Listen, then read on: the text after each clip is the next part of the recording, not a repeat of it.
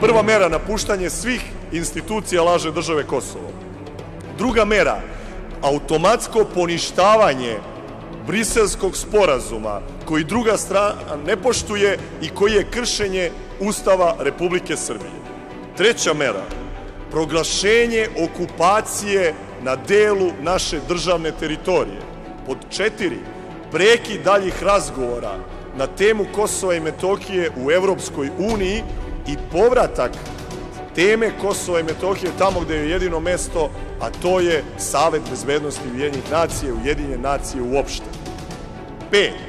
Zahtevanje od Saveta bezbednosti Ujedinjenih nacija da se sazove hitna vanredna sednica Saveta bezbednosti Ujedinjenih nacija i da Srbija traži povratak do 1000 pripadnika srpskog državnog osoblja na teritoriju Kosova i Metohije, što nam inače garantuje Rezolucija 1244 Saveta bezbednosti Ujedinjenih nacija.